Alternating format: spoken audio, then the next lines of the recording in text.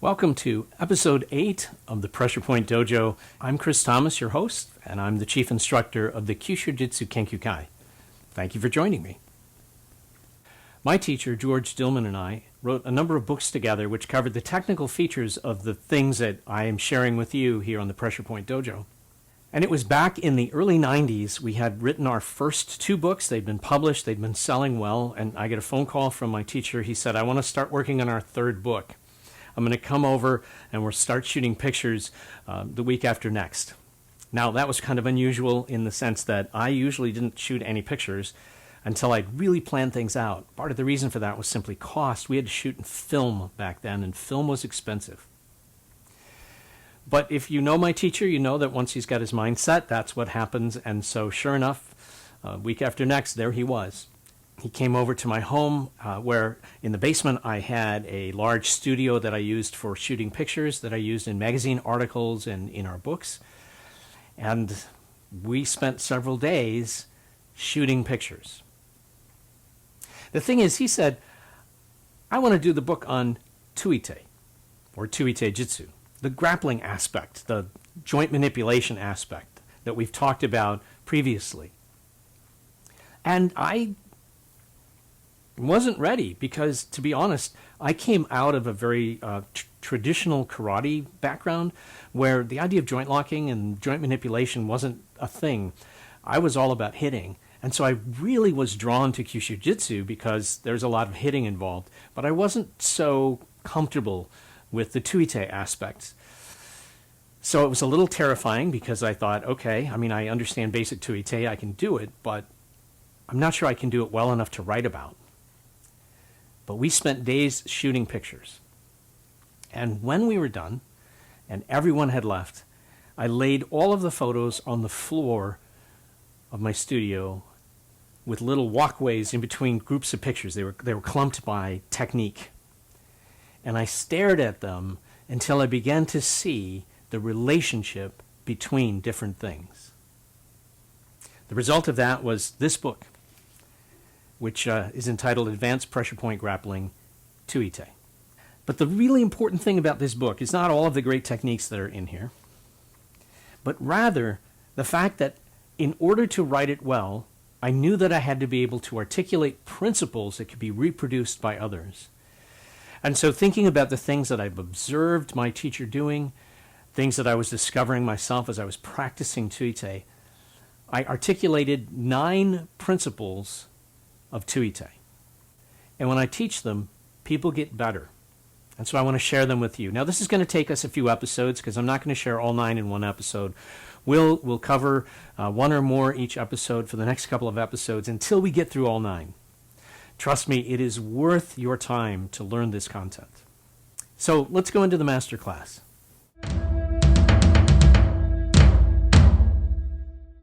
For me as a pressure point practitioner, obviously the first one that I wanted to talk about was using pressure points. That was how I got into the whole notion of doing tuite, of doing joint manipulation. I didn't come at it from the perspective of someone who was doing an art like judo or jiu-jitsu where that's a primary practice. I was a karate guy, I was used to hitting, so for me it was like, okay, what do I hit to get this thing to work? And so the idea of pressure points made sense as a way to access. So let's take a look at that right now with a couple of techniques.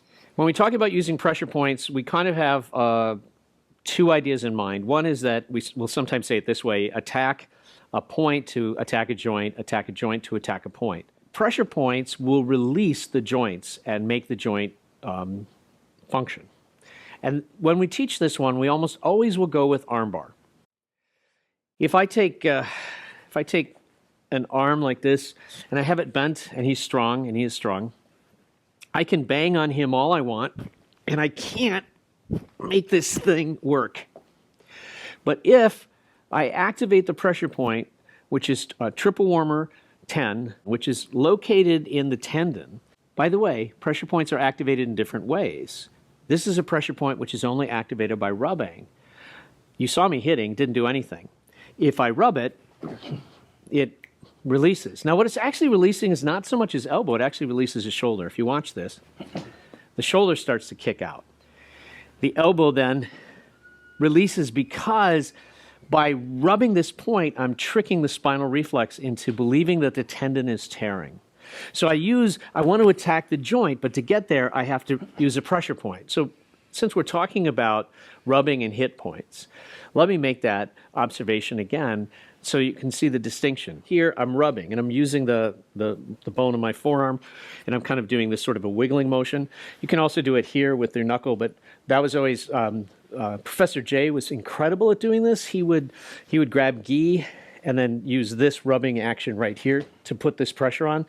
For me, that was, I guess my hands just weren't used to doing that, so I preferred forearm. But you can see me rubbing here, strong. As I rub, I get a reaction. If I come up here into the middle of the tricep, there's a point called triple warmer 12. If I rub in that point, I don't get the reaction. But if I hit that point, down he goes. Again, it's that same idea. This is a point that releases the joint, releases the shoulder because it tricks the spinal reflex into believing that the bone is going to break. And so the body moves to escape the threat. That's what's happening. So what you can see is by attacking these pressure points, I get to the joint technique I'm after. It's what causes the joint to release. Every joint has a pressure point that can release it. The shorthand version of it is just kind of imagine draw an X through the joint and just picture 4 dots. And you can use those as a sort of reference point. That's a pretty good way to do it. So if I'm doing a finger technique, for example, when I grab on here, if I think of touching right here, I'm just imagining a little X. Yeah, it turns out there is a pressure point there. It lies on the small intestine meridian. But if I just touch that, I get an effect. So if he's strong on me and I touch that point, technique works. If we're doing what's called kotegaeshi, there's a pressure point right here that if I can activate that pressure point, then it's very easy for me to do. I can also look at it from a different perspective. He's very strong. If I catch the lung meridian, I weaken his grip. That makes it easy for me to put on the technique. If I come from the other side and I'm grabbing a pressure point called heart 6 on the other side of his wrist, so heart 6 is right here. So if I grab heart 6, then again, it's very easy for me to put the joint technique on. So by touching the pressure point, I release the joint. So that's what we mean when we say attack the point to attack the joint. Now, here's the flip side of that. Let's say that he's pushed my hand down because he wants to punch me in the face, and I go like this, and I'm thinking, I'm going to put him into, I don't know what you guys call this. Every system has its own name for this technique. We call it a wrist turn press. But this, I don't know, center lock or S lock, something like that. But here's what I want you to see. As soon as I do this motion, look, there's a pressure point right there. In other words, the process of moving into the joint technique exposes a pressure point on his arm that I can then just hit because it's become incredibly vulnerable. That's large intestine 10, by the way. And that's going to be true anytime you start to manipulate a joint. A pressure point is going to appear that's very vulnerable, and you can simply attack that point. Now, that vulnerability may be on the arm, but it could be in a surprising location. So let's say, we'll go back to kotegish. When I'm doing this movement right here, this point is triple warmer 3. Anytime I'm twisting the arm like this, I'm creating all kinds of pressure along that triple warmer meridian, that's sometimes called sanjiao in Chinese. And look, this is triple warmer meridian, came right towards me. So by grabbing his arm and doing this, I expose the pressure point to attack. So I attack the joint in order to attack the point. Use pressure points. First principle. Okay, so remember we looked at some cheats before, and you had actually seen in there a few of them were related to tuite techniques. I'm going to go back to pressure point cheats, and we're going to see a little bit more that include that very thing. We're going to join my friend Lionel Froidure in the master class. All right, so triple warmer meridian. There are 2 points that we like to use, and I'm going to show you the cheats involved. So we have these hit points in the middle of the tricep. It's actually in the tricep muscle has like a little tricep. It actually has three muscle bundles that are together, and where they come together, there's like a little pocket. It's sort of triangular shaped. Right in that pocket is where the point is, and depending on where his elbow is. So if his elbow is down here, the point is like this. If his elbow is like this, the point is here. And this is a hit point, and this point releases his shoulder.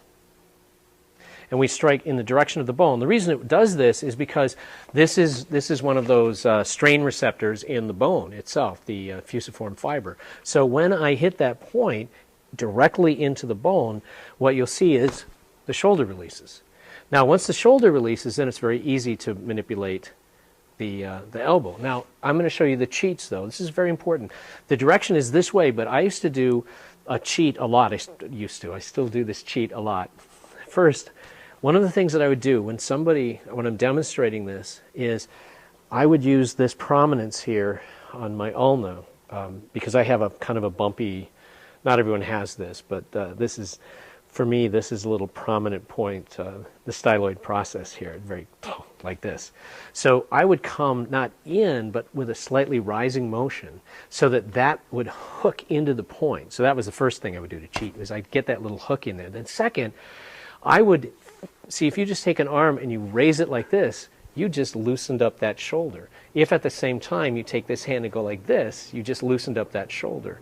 So now it's very easy to put somebody into that arm bar. So the mechanical piece is to do this. Okay? What I would do is I would make that motion with my hand this way. So I get the pressure point reaction, but also if I miss the pressure point, it's going to work pretty good. So this is cheating, but I want it to work. Then I need for you to see this. My thumb is pressing on pericardium 6, Neguan. It's pressing there because pericardium meridian and triple warmer meridian are related to each other, what's called yin and yang. So I'm actually affecting the system. This is husband and wife, it's called. So I'm already manipulating a pressure point on an associated meridian. And I do this at the same time. I twist. So I'm doing all of this. So what people see, it's like a magician, you know. The magician directs you to this hand while this hand is doing the magic. I'm teaching this point, but all of the cheats are hiding in this hand right here and in the way in which I hit in this slightly rising motion. All right, so now here's the other point at the elbow. Right where, above the tip of the elbow, there's the tendon, and in the tendon, there's what's called a body of Golgi's. This is the tendon receptor, and there's actually two pressure points. It's triple warmer 10 and 11. And what we do is, this is considered a rub point. And we think of rubbing between them, rubbing back and forth between them. So it would be rubbing this way. So you rub back and forth between them. And this releases the elbow. So if I'm over here, there's a couple ways to do this. Wally J's favorite was to grab the gi, and then he would just dig his knuckles in that way. Yeah. I was always a forearm guy. I would come here with my forearm like this way. Notice that at the same time, there I am on pericardium again, and as I do this, I also pull. So I'm using two-way action. So I don't just do that, I pull. Now, let's put those together, and this is, I said, cheating. If I hit triple warmer 12, and then from triple warmer 12, rub this way, then it's very fast and effective.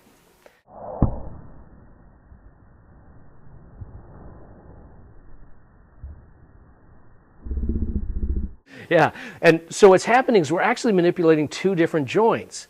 I hit here, this releases the shoulder. I rub here, that releases the elbow. Shoulder, elbow. And it's one simple movement, Now, triple warmer 12 and triple warmer 10, 11, in this rub point combination. In particular, when you're practicing hitting triple warmer 12, you can try, this is what I consider the basic way, but also try this. See how I grab differently now? Instead of my thumb on pericardium 6, it's my fingertips. I turn the palm towards the ceiling, and I tap this way, like I'm doing a rising elbow. This allows you to, oh look, now you can do the same transition this way. Masterclass with Chris Thomas is an extensive library of in-depth video instruction covering Ishinryu Karate, Ryukyu Kempo, Tai Chi, Okinawan weapons, and so much more. It's a great value at $399 per year, but as a viewer of the Pressure Point Dojo, you can subscribe for only $119 per year. That's an amazing 60% discount. Just use the promo code DOJO when you subscribe. That's DOJO in all capital letters. So I hope you'll think about subscribing. And if you do, don't forget to use the coupon discount code DOJO and get that incredible 60% off discount. And then I have to always remind you, between the time that you complete your subscription and when I'm able to activate your account, there's going to be a delay there. I apologize for that, but trust me, it is worth the wait. The second principle of tuite comes from the teachings of the great Professor Wally J. Wally J was a wonderful human being and a great individual. And his insight and his approach to what's called small circle jiu-jitsu had a significant impact on the development of our tuite. And so quite naturally, the second principle comes directly from him. It's called two-way action. Let's head back to the master class.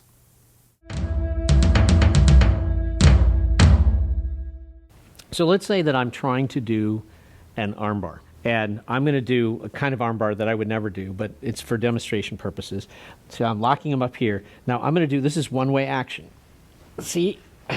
Right? So what you can see that I'm doing is I'm pulling up and using as my sort of pivot point right here in my armpit. Now, if he's strong, he gives me some resistance. It doesn't really work very well because that's one-way action. But what happens is if, as I pull up, go ahead, be strong. If, as I pull up, I also drop. So as my hands raise, my shoulder drops. All I do is drop my weight. Boy, that worked good. That's what two-way action is. Fundamentally, that's what it means. That as you go to apply a technique, you don't just pull, but you also push. You do them together, and that's how you get the thing to work. Now imagine that that's what's happening, and you're using a pressure point. And in fact, if you go back and watch me do the arm bars using the pressure points, you'll see that I was always using two-way action at the same time. I would hit, and I would push and pull. I would do that automatically. The place where it's important to really start learning that, in my opinion, is with what we consider to be finger techniques. When you get a hold of the opponent's finger, the most common mistake I see is somebody does one-way action like this. See that? I see this a lot. Bend the fingers back. Oh, I'm bending the fingers back. That just doesn't work. If instead of bending the fingers back, I also pull the fingers towards me at the same time, in other words, I do two-way action, then it becomes almost instantaneous. Every technique can be done this way. So let's take a look at kotegaeshi. If I'm doing kotegaeshi, this is the most common way people do it. They go like this. That's one-way action. What happens if, as I push away, I also pull towards myself, pulling the wrist part towards myself, so it looks like this. It's much faster. Okay? So whoop, boom, just like that. Two-way action. Go one way, the other way at the same time. Every joint technique can benefit from understanding this concept. Another example, this, center lock, wrist turn press we call it. If I do one-way action, I could press upward, that works. I could press downward, that works. But if I do them both at the same time, in other words, I think up and down, much faster, much easier to do. So two-way action is a very simple concept. Just think of wherever you contact somebody, you have 2 points of contact. If I'm using both arms, it's easy to see. One arm goes back, the other arm goes forward. If, however, I'm using one hand, now my 2 points of contact are the bottom edge of my hand here and my thumb at the top. Those are the 2 points of contact. I'm not trying to hold on to the middle. There's actually a hole there, a gap. And then I can just do this. I do the simple twisting, opening a doorknob kind of movement. This is incredibly simple to do once you understand the concept. Thank you for joining me here on the Pressure Point Dojo. I'm Chris Thomas. Until next time, thanks for watching. Now go train.